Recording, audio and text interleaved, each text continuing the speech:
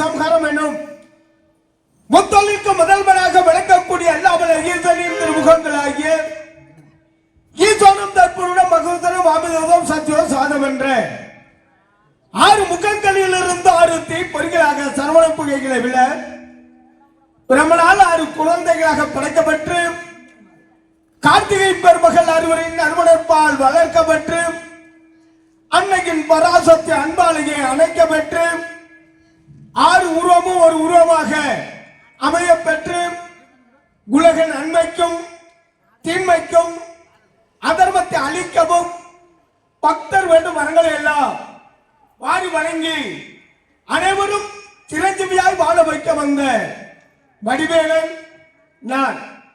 மேலும் அருமைக்கிழமை அவ்வைக்கு அருள் செய்து தந்தைக்கு உபதேசம் செய்த தகப்பன் சுவாமி என பெயர் பெற்று நாரதர் வேலிலே எழுந்த அட்டுக்கிடாவை அடக்கி சிங்கமுகள் தாரகள் ஆகிய அசூரர்களை அழித்து சூரபத்மன் மாமரமாய் வடிவெடுத்ததை துளைத்து இருகுறாக பிளந்து ஒரு பகுதியை மயிலாகவும் மற்றொரு பகுதியை சேவலாக வைத்து தேவ சேனாதிபதி என்று பட்டம் பெற்றேன்.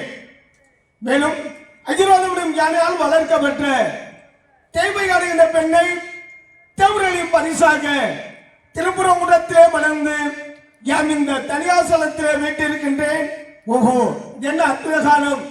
ஏதாவது ரட்சதியை கொண்டு வந்து நாடகம் நடத்தும் நாரதர், தெய்வ தூதுவர், பொதுநல தொண்டர், அருமை மைத்திலர், வீணாகான பிரியர் வருவது போல தெரிகிறது. அவர் வருகையை சற்று போட்டு பார்ப்போமே.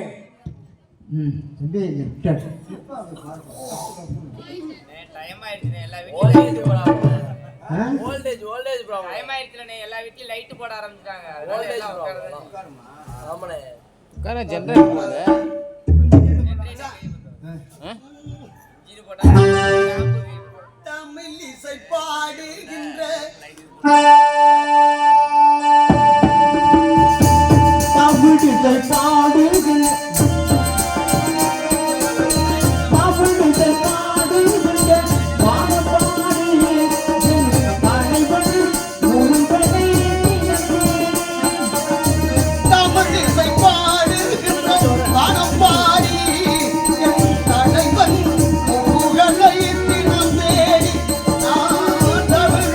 பாடுகின்ற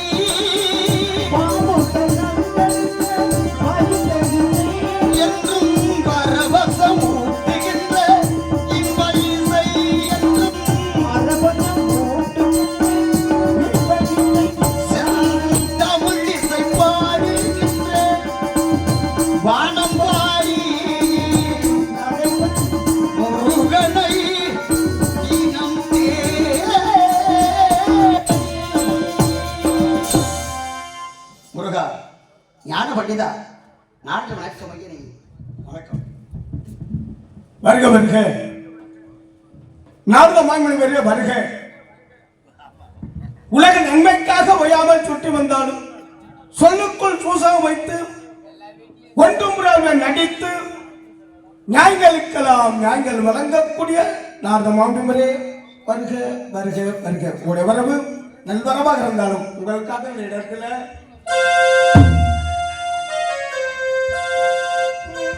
நான் நினைக்கும் மாமன் மகள் நாரதனே வருகவே ஏகாந்தம் பேசிடுவே விவரம் கூறிடுவே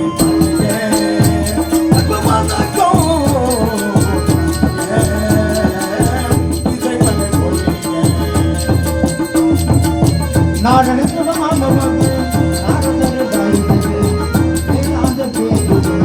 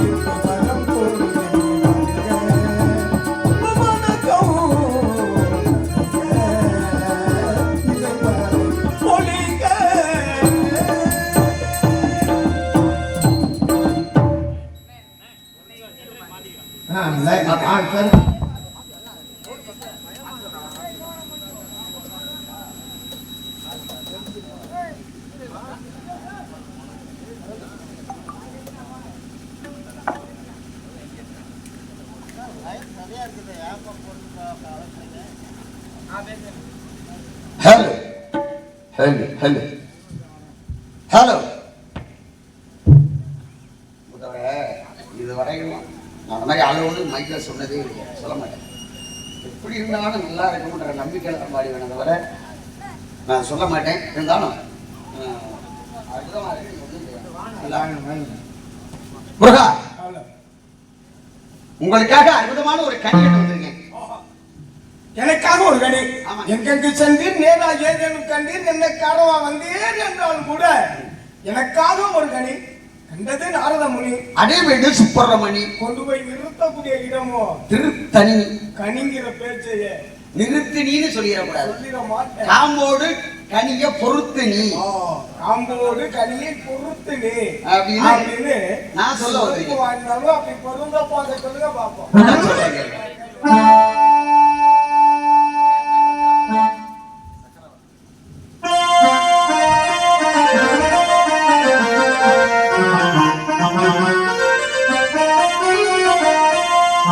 மாங்கனிக்கும் தேங்காதளி வங்கனிக்குமே நிற்கும் ஒரு பூங்கனியை கண்டு மனம் பூரித்தே வாங்கடிக்கு தங்கடனே வங்கடிக்கு ஒரு பூங்கடி கண்டு மனம் உனக்கனையா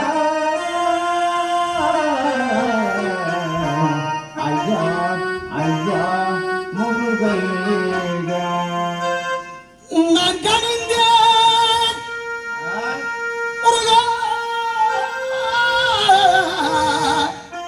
முருகா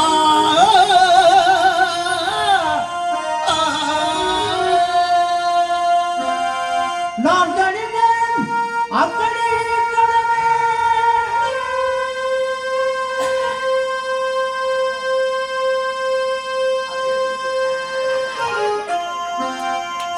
கொய்யாமல் கொய்தனைத்துக் கொள்வீர் முருகா கொய்யாமல் கொய்தனைத்துக் கொள்வீர் முருகா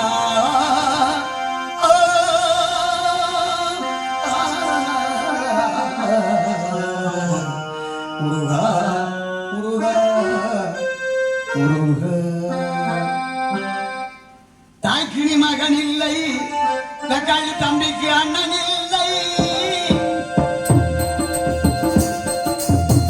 ஆயிரம் மகளிர் வந்து அண்ணனில்லை தாய்க்கினி மகன் இல்லை தம்பிக்கு அண்ணன் இல்லை ஊர்வழி ஏற்றாயையா நானும் உவழி கொண்டேனையா உவழி கொண்டேனையா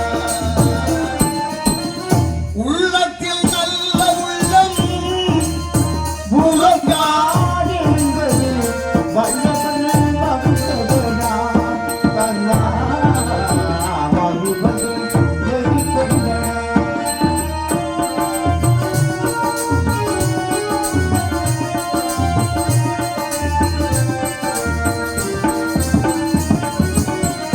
மன்னவன் பணி கேட்டு மன்னன் பணி செய்ய முன்னணி பணிவானடா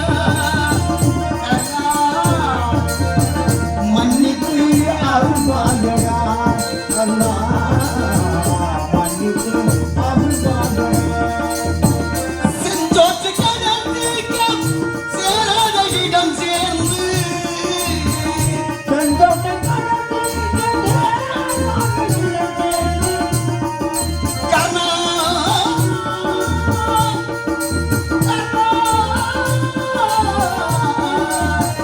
கர்ணா கர்ணா செஞ்சோற்று கடந்திருக்க தேராத இடம் தேர்ந்து மஞ்சத்தில் வீழ்ந்தாயேடா கர்ணா வந்ததனும் தருணடா கண்ணா வந்ததனும் தருணடா மா வாழை பழ என்ற சொல்லக்கூடிய முக்கணிகளுக்கு உயர்வான கனிமுருகா நான் முக்கணிக்கு மேலான கனி மா வாழை பலாக்கு சொல்லக்கூடிய முக்கணிக்காக கண்டு வந்த கனி அதை விட நான்காவதாக ஒரு சுவை தரக்கூடிய ஒரு பெருமை வாய்ந்த கனி கண்டது நாரதமே அடையவழி சுப்பிரமணியம் உண்மை. இதே தன்னுடைய பணியாக இருந்தால் கனி உங்களை சாக்கியதை கேட்கலாம்னு ஆசைப்படுகிறேன். இதை கேட்கின்றேனே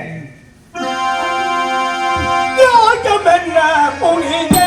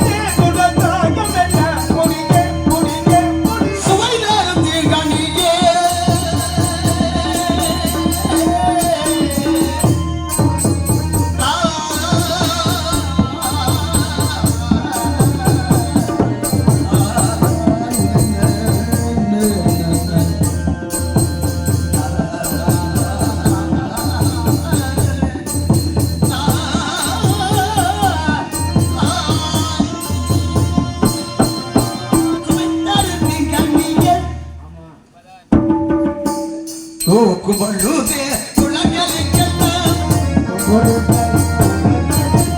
சுவைதாரத்தில் கனியே கனியே கனியே 5 விளையாட்டுகள் சுவை தரும் குழந்தைகளுக்கும் சுபேதர் கூட ஒரு விரும்பாய்ந்த கிடையாது கண்டு வந்திருக்கேன். இன்னுமே எனக்கு ஒரு எச்சப்பாடாக இருக்கிறது மச்சான். ஏன் தெரிந்து கொள்ளலாம் என்று ஆசைப்படுகின்றேன். பச்சைகள் கண்டா என்னேதம் மதடி பற்றி பச்சித்திடாதும் கொள்வே.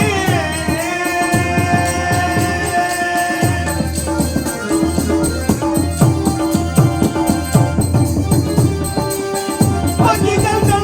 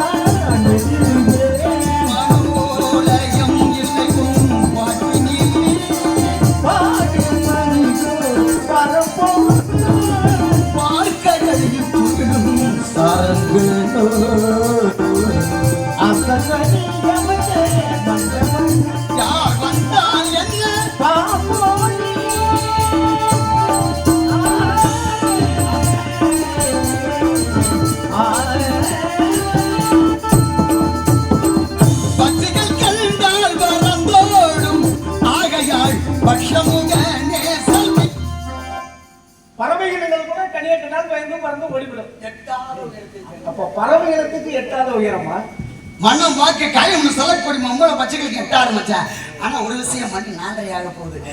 கனின்னு மணியை வீணாக்க வேண்டாம். கண்டது கனி அல்ல, கனி போன்ற மிருதுவான மேனி படைத்த கன்னி. ஆதியில் கொடுத்த வாக்கு அமிர்தவழி சுந்தரவள்ளி. அமிர்தவழி மணந்தாச்சு, சுந்தரவள்ளி மணக்கும் கால் நேரம் வந்து விட்டது. தாவங்கள் ரூபத்தில் செல்லாத ஒரு வேடனாக ஒரு மாதிரி சென்று அவர்களும் உரையாடி விளையாடி கடிமணம் முதல்ல காட்சி தரும். சரி நாரதரே, தாங்கள் கூறுவதை போல அவருக்கு நோத்தொருவன் அங்கு சொன்னார். எப்பொழுதுக்குள் தன்னுடைய சமுதாயத்தை நிலவட்டி வருகிறேன். பாமாலை வாடி பூமாலையோடு வருகிறேன். பாமாலை வாடி பூமாலையோடு வரப்புந்து எங்களுடைய திருமணத்தை நடத்தி வைக்கும் தாங்களுக்கு இந்த பகுதிகளாம் என்றென்றும் புகழ் மாலை எங்களால் உங்களுக்கு சொல்லப்படும். உங்கள் சித்தமின் பாக்கியம் அப்பக்கப்ப மாறிடுறேன். பார்த்துக்கங்க. என்ன பண்றது? மனுஷனை நாங்க மனுஷனா பிறந்தவன் தானே. 1 கோடி 2 கோடி இல்ல, 9 கோடிக்கு சொந்தக்காரன். அப்பவே காவேரி பூம்பட்டினத்திலே திருவெண்காடன் அப்படின்னு சொல்லக்கூடிய ஒரு வணிகன் 9 கோடிக்கு சொந்தக்காரன். ஆகிறதுக்கு புள்ள இல்ல, ஆனா ஒன்னத்துக்கும் வழி இல்லை. இப்ப சோறு திங்கிறதுக்கு வழி இல்லை. அவனுக்கு 5-6 புள்ள வர என்ன செய்யறது? இறைவன்ட்ட முறையிடுறான். சோத்துக்கு வழி இல்லாம நான் தருமாறே எனக்கு புள்ளைய கொடுத்துருக்கிறேன், நான் எப்படி வச்சு காலம் தள்ளுறதுன்னு இவன் வேண்டிக்கிறான். ஆனா கோடீஸ்வரன் 9 கோடிக்கு சொந்தக்காரன் சொல்றான், இவ்வளவு சொத்து இருக்கு, ஆகிறதுக்கு பிள்ளை இல்லையே. அப்பதான் அந்த கோடீஸ்வரன் கனவுல வந்து ஈசன் சொல்றாரு, டேய் ஒரு ஏழை வீட்டுல குழந்தை இருக்கு, நீ குழந்தைக்காக எழுதுற, அவன் சொத்துக்காக எழுதுறான். அந்த குழந்தை என்ன எடை இருக்கோ அந்த எடை அளவு நீ பொன்பொருளை கொடுத்துட்டு குழந்தை நீ எடுத்துக்க அப்படின்னு இறைவன் சொல்ற. அது மாதிரியே அந்த ஏழையை தேடி போயிட்டு அவனை, அதாவது இப்ப தராசுன்னு சொல்றோம், அதற்கு முன்னாடி அதுக்கு என்ன பேரு? துலாபாரம். அற்புதமா சொல்றாரு. அதுல உட்கார வச்சு குழந்தை எடைக்கு நிகராக பொண்ணும் பொருளும் கொடுத்து அந்த குழந்தைய வளர்க்கிறார். வாங்கி வளர்த்து மருதவானன்னு பேர் வைக்கிறார். அந்த குழந்தை பெரிய பிள்ளை ஆகிறான், படிக்கிறான். ஒரு 22 வயசாகுது. ஆம்பளை பிள்ளையா பிறந்தா சம்பாதிக்கணும், திரைக்கடல் ஓடியும் திரவியம் தேடு. அடுத்த உழைப்புல இருந்து சாப்பிட்றதுக்கு பேர் ஆண்மகன் கிடையாது. ஆம்பளை சம்பாதிக்கணும். இப்ப எல்லாம் என்ன ஆகுது, ஒரு ஆம்பளை சம்பாதிச்சா 9 பேர் உட்காந்து சாப்பிட்றாங்க வீட்டுல. அப்படி கிடக்கு. அப்ப இவ வெளிநாட்டுக்கு அனுப்புறாங்க. அப்பெல்லாம் மரக்களம் அப்படின்னு பேர், இப்பெல்லாம் கப்பல், இப்ப ஃபிளைட்டு. அப்ப அனுப்புறாங்க. பொன்பொருள்லாம் கொடுத்து அப்பா போய் சம்பாதிச்சுட்டு வா அப்படின்னு அனுப்புறாங்க. 6 மாசம் ஆகும் திரும்பி வர்றதுக்கு. அப்ப போனோம் ரோமனியம் போறது, பர்மா அந்த பகுதி. 6 மாதம் சென்று எல்லாரும் சம்பாதிச்சுட்டு வர்றாங்க. மகன் வரையான். அப்பங்காரு சந்தோஷத்தோடு முடியாது பார்க்குறாரு. தாய் வயிற்ற பாப்பா, தகப்பனாரு பாக்கெட்டை பார்ப்பாரு, சகோதரிகள் செய்கிற சீர்சனத்தையை பார்ப்பாங்க, பொண்டாட்டி. அப்பா வந்து பார்க்குறாரு. வந்து பார்த்தா 2 சணல் சாக்கு கோடி, அது நிறைய மூட்டை கட்டி கொண்டு வந்திருக்காரு. என்னடா நம்ம அப்படியே மூட்டை கட்டி கொண்டு வந்திருக்கானே, புதுசா இருக்குள்ள இருக்கு அப்படின்னு அப்பங்காரன் ஒரு மூட்டையை உடைச்சு பார்த்தாங்க. வெறும் எரு ராக்கி. அப்பங்க வந்து கோபம், இப்போ செலவு பண்ணி நான் வெளிநாட்டுக்கு அனுப்புனா நம்ம ஊர்ல பசுமாடு இல்லையா, அது சாணம் போடாதா, இங்க ராக்கி கட்ட முடியாதா, இதை போய் சம்பாதிக்காதுக்கடா உன்னை வெளிநாட்டுக்கு அனுப்புறேன்னு கோபத்துல திட்டி விட்டு ஒரு ராக்கி எடுத்து அடிசாம பாருங்க கோபத்துல. இப்ப தகப்பனாரெல்லாம் அதான் செய்யறாங்க. எவ்வளவு பணத்தை கட்டி வெளிநாட்டுக்கு அனுப்பிட்டு நீ அந்திய காலத்துல எங்களுக்கு கஞ்சி ஊத்தின்னு பார்த்தா நீ போய் ஓன் ஜவரியத்துக்கு எல்லாம் பண்ணிட்டு அங்கிருந்து எல்லாத்தையும் தொலைச்சிட்டு வரியாடா அப்படின்னா மாதிரி அடிச்ச உடனே அதுல இருந்து நவமணிகள் சிதண்டு ஓடிச்சான். ஒரு ராட்டியில இருந்து 3 மணி நவமணிகள். அப்ப எல்லாத்தையும் உடச்சு பாக்குறாரு. அப்படியே போரா குனிஞ்சிருச்சு. ஒரு குவியலாக இன்னொரு சாக்கை பிடிச்சாரு. அது என்னன்னு பார்த்தா உமி. இந்த உமியில என்ன இருக்கு அப்படியே தலைகளை தூக்கி கொட்டுறாரு. கொட்டும் பொழுது தங்க நாணயம், வெள்ளி நாணயம், செப்பு நாணயங்கள் கலகலன்னு அப்படி சேர்ந்துட்டு ஓடிச்சான். நம்ம தான் பார்த்துருக்காரு, நம்ம பிள்ளை நல்ல பிள்ளை தான், நம்ம தான் அவசரப்பட்டோம். பிள்ளைய சமாதானப்படுத்த வீட்டுக்குள்ள போற கொண்டாடிக்கிற போய் கேட்கிறாரு, எங்க நம்ம விட்ட பிள்ளை அப்படின்னு. இதை உங்களோட கொடுக்க சொன்னான்னு சொல்லி அந்த அம்மையார் அந்த காலத்துல வந்து இந்த ஊர்ல பெரியவங்க இருப்பாங்க, கணக்கு வழக்கு எழுதுறவங்க, நாட்டாமை அப்படின்னு சொல்லுவாங்க. அவங்க வந்து ஒரு பேழைன்னு சொல்லுவாங்க, வச்சிருப்பாங்க மரக்கட்டையை வச்சு திறக்கிறது. அதை கொடுக்குறாங்க. அதை பார்த்தா ஒரு ஓலைச்சுவடியும் ஒரு காது இல்லாத ஊசி இருக்கு. ஒரு உடம்பு சட்டை கிழிஞ்சு வச்சுன்னா நம்ம தைச்சு போடுறோம், இல்லை அதை தைச்சு தான் போடுறோம். இருக்கிற தூக்கி போட்டு வேற புதுசுல வாங்கிட்டு. அப்ப அந்த நூல் கோர்க்கிறதுக்கு காது இருந்தா தானே நூலை கோர்த்து கிழிஞ்ச தைக்க முடியும். அப்ப காது இல்லாட்டினா தைக்க முடியுமா? காது இல்லாத ஊசி இருக்கு. அந்த ஓடிச்சுப்படியை பார்க்கிறாரு. அது ஒரு வாசகம் எழுதி இருக்கு, காதற்ற ஊசியும் வாராதுதான் கடைவெளிக்கு. நீ சாகும் பொழுது இந்த ஊசியை கூட நீ கொண்டுட்டு போக முடியாது, கட்டியிருக்க அருணாக்கயிறை கூட நீ கொண்டுட்டு போக முடியாது, அறுத்துக்கிட்டு தான் உள்ள போடுவாங்க. அப்படிப்பட்ட அந்த காலத்துல இந்த பூமியில சுத்துன்னு கிடந்த அரியலையா ஏண்டா அப்படின்னு அதை எழுதி வச்சுட்டு போயிட்டார். வந்தது சிவபெருமான். இவரை பார்த்தாரு, இனிமே 9 கோடி நமக்கு தேவையில்லை. இன்னைக்கு யாராவது 1 ரூபாயை தொலைச்சாலும் பதக்கம் இருக்கும் மனசுல இருக்கா இல்லையா? சம்பாதிச்ச காசு 5 ரூபாயை தொலைச்சுட்டோம்னா போச்சு 5 ரூபா, போச்சு 5 ரூபான்னு 4 வாட்டி அந்த பாதையில போயிட்டு வருங்க. இன்னும் கிடக்கா அண்ணன் கிடக்காங்க. 9 கோடியை விட்டுவிட்டு கோமரத்தை கட்டிட்டு கிளம்பிட்டா இருந்தாலும் அவங்க அம்மா கூப்பிட்டா, இவப்பா நான் உன்னை 10 மாதம் சுமந்து வச்சவடா, நீ பாட்டுக்கு கோமரத்தை கட்டிட்டு கிளம்பிட்டேன், எனக்கு நானு எனக்கு செய்ய முடியாது, செய்யணுமா இல்லையா? நியாயமாக கேட்கிறா. அம்மா உங்களுக்கு செய்யக்கூடியதை செய்யாம இந்த இளையோட தாண்ட மாட்டேன் அப்படின்னா. அப்பதான் இன்றைக்கு அது நம்ம பழக்கத்துல இருக்கு. உள்ள போயிட்டு ஒரு படி ஒரு புடி, ஒரு படி அல்ல ஒரு புடி, இப்படி ஒரு புடிச்ச புடி அரிசி அள்ளி கொடுத்து இதை நீ முடிஞ்சுக்க, உன்னுடைய கோமணத்துல முடிஞ்சுக்க. இந்த முடிச்சு எப்ப அமிழ்கிறதோ அப்ப நான் செத்து போயிட்டேன்னு நினைச்சுக்க. எனக்கு வந்து வாக்கியரிசியை போட்டு எனக்கு செய்ய வேண்டிய காரியத்தை நீ செஞ்சுட்டு போயிரு. அதுதானே ஒண்ணு கட்டேன். அம்மாக்காரி சொல்றாங்க. அது மாதிரி தெரிகிறாரு. அந்த முடிச்சு அப்படிங்கிறது அம்மா இறந்து போயிட்டாங்க தெரிஞ்சு போச்சு. அங்க இருந்து நேரா வீட்டுக்கு போறாரு. வீட்டுல வந்து பார்த்தா பிணம் இல்லை, அம்மாவோட சடலம் இல்லை. சுடுகாட்டுக்கு போறாரு. சுடுகாட்டுல போனா பெரிய பெரிய கட்ட வரகளா வெட்டி அடுக்கி வச்சு அது மேல தூக்கி அம்மா வச்சிருக்காங்க. ஊருக்காரர்கள் எல்லாம் போய் பார்த்து திட்டுறாரு. யாருன்னு தெரியுமா? 2 திங்களாய், 2 திங்கள்னா மாதம்னு பொருள். 10 மாசம் 2 திங்களாய் அங்கமல்லா நொந்து பெற்ற தாய் அது. தான் ரத்தத்தைய பாலா முடிச்சு மாற்றி கொடுத்து வளர்த்த தாய். அவளை போய் இப்படி கட்டையில போட்டு வச்சிருக்கீங்க, இறங்குங்க அப்படின்னு இறங்க சொல்லி பச்சை வாழை மரத்தை வெட்டி வர சொல்லி அதை 2ஆ வகுந்து அம்மாவை தூக்கி அதுல போட்டு கொள்ளிக்கட்ட கையில எடுத்து முன்ன இட்டதி முன்புறத்திலே பின்ன இட்டதி தென் இலங்கையிலே என் அன்னை இட்டதி அடி வயிற்றிலே யானும் இட்டதி மூழ்க வேண்டி கொள்ளி வச்சாரார். பச்சை வாழை மரம் பற்றி எரிஞ்சு தாய் தகனம் பண்றார். யார் அவர் தெரியுமா? அவர் தான் பட்டினத்தடிகளா அப்படின்னு சொல்லக்கூடியவர். 9 கோடியை விட்டுட்டு போயிருக்கான். இன்னைக்கு நமக்கு 1 கோடி கிடைக்குமானே தெரியல. செத்து போனதுக்கு அப்புறம் யாரும் கோடி விட போறோம், பார்த்துக்கிட்டே போறோம். அது போல நிரந்தரம் விளைந்து தொட்டினிலே ஆடாரே கண்ணா கண்ணா கண்ணா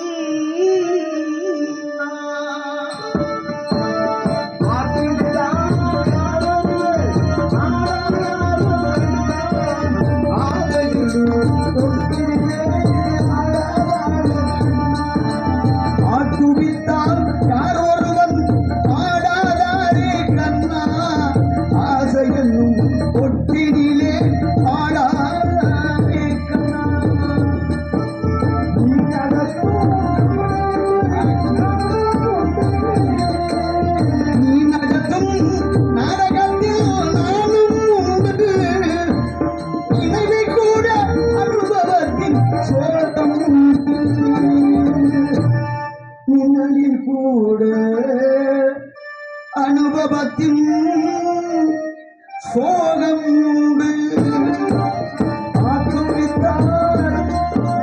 யாரொருவர் ஆடாதாரே ஆதையில் தொட்டிலே ஆடாதாரே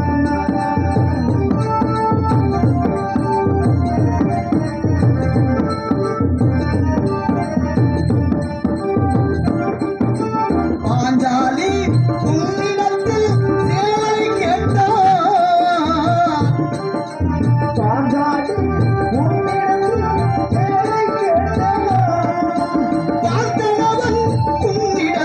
கீதை கேட்டான் நான் இருக்கும் நிலையில் உன்னை எனக் கேட்பேன்.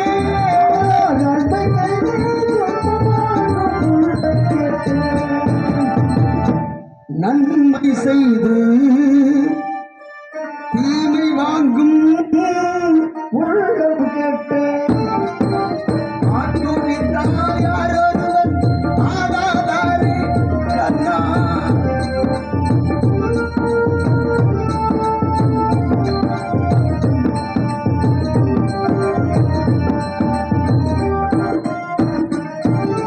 கையளவே ஆனாலும் கலங்க மாட்டேன். கடகடகும் இடைத்தாலும் கலங்க மாட்டேன். அது கையளவே ஆனாலும் கலங்க மாட்டேன். உள்ளத்திலே இருப்பதுதான் உண்மை கண்ணா. உணர்ந்து கொண்டே துன்பமெல்லாம் உணரும் கண்ணா. உணர்ந்து கொண்டே துன்பமெல்லாம்